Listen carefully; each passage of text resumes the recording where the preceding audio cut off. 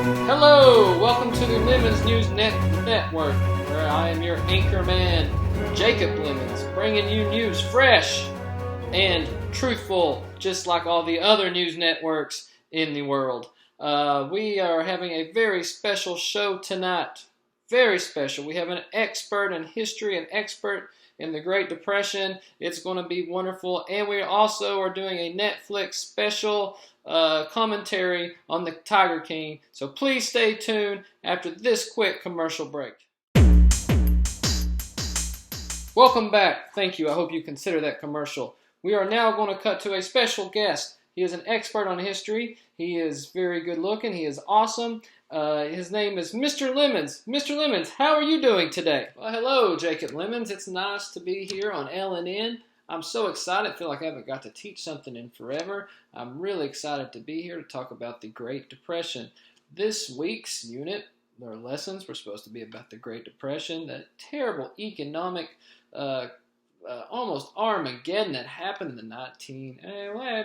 mostly the 1930s, 1929 when the stock market crashed. If you remember in my class, we talked about this. We talked about how the stock market crashed, about how people were buying stocks on credit, and all kinds of things to that nature. So that was the very textbook stuff. But today, I have a special guest to talk about the Great Depression. It is my great-great-grandfather. His name is Jake Lemons. He was alive during the Great Depression, so what a better primary source than to bring Mr. Jake Lemon from the dead.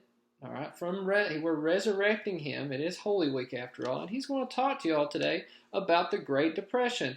As you sit here, how are you doing today, great-great-grandpa? Hey, Sonny, I'm back. It's me. It's Jake Lemon back from the good old days. How do you do, Lnn, whatever that is.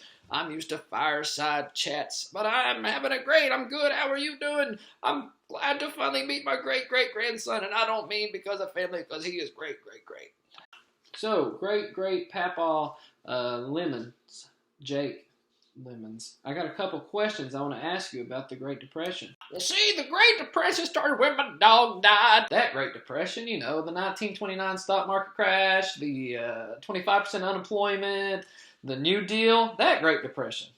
First of all, President Hoover, how effective do you think his early career was in preparing for the presidency? He didn't have any political experience, so I think that's a good thing because he just tells it the way it was. He wasn't part of the swamp, so he had no political experience, so I don't know if it really helped him with the presidency, but it made him a good businessman. Very interesting response. Okay. Second question. What was the greatest accomplishment of his presidency? Well, that was easy. It was the Hoover Dam. He had dam workers, dam boats, dam, all kinds of dam stuff. I mean, he did that. Oh, he did, in fact, build a dam. You're right. I don't know if it was considered a dam project or another dam project. Whatever. Okay. How did you like Hoover's response, Papa? I loved Hoover's response. Yourself up by the old bootstraps. Don't do nothing. Government don't need to be around here no way. So he didn't really do anything, which I appreciate. Even though I was poor and didn't really have any thing to do. But I still like the do nothing approach. Laissez-faire. Laissez-faire. Seems sort of harsh, but okay. Now let's talk about the next president. Let's talk about Teddy Roosevelt. History teacher. Let's talk about FDR. Okay. Do you think Franklin Roosevelt's experience with polio changed his personality in politics? Well, I don't rightly know if it changed him. I didn't know the guy before polio. I don't know how he changed after polio, but I assume that he became a little bit more appreciative of life and taking care of the little guy, which is what he always did because he was a communist. How would you characterize Roosevelt's approach, Papa? Well, I don't like that he got the government involved in all sorts of things. He got the government involved in building stuff and helping people and doing all these crazy things. I don't want the government nowhere near me. Nowhere near me. So I think he's a communist. Why do you think his fireside chats were so effective?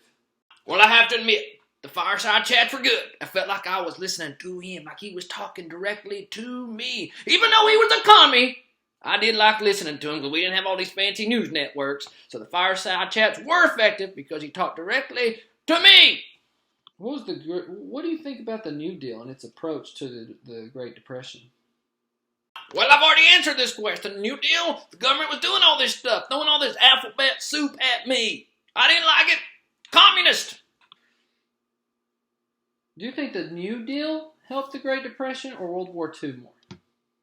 Now that is a ridiculous question. You think all that communist stuff helped us get us out of the Depression? No, it was our warriors, our women working in the factories, our minorities working in the factories, and our men going over and kicking Hitler's tail. That's what got us out of the Great Depression, our own grit, our own will, going over there and showing the world that we're the most powerful, awesome nation in the world. That's what got us out of the Great Depression. Well, thank you. I'm not really sure why. So was everybody black and white back then? It's kind of weird. All right, whatever. Well, there's my great-great-grandfather. All right, so he got to tell you about Hoover's response, which was basically nothing. For some reason, he seemed to like that. And then you had Roosevelt, who basically did everything possible. And then out of that comes the New Deal here in Tennessee. Remember, the New Deal was very important because we got TVA. Without TVA, we're probably not doing this right now.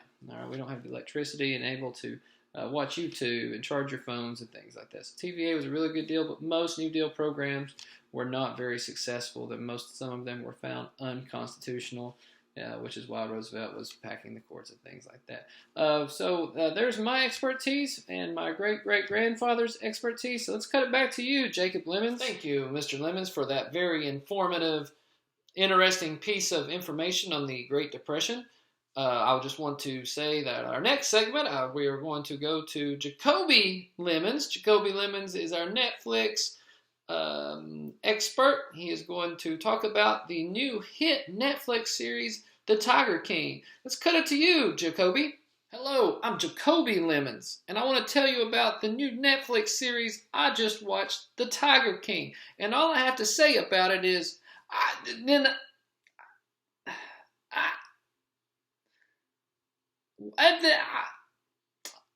don't know. Back to you, Jacob Lemmons. Thank you, Jacoby, for that very detailed report on the Tiger King. I feel like I watched it myself. That is all we have for today, folks. I hope you have a very good Friday. And remember, you made today a special day by just being you. There's no one in the world like you, and I like you just the way you are. Cut out. See ya. Have a good weekend.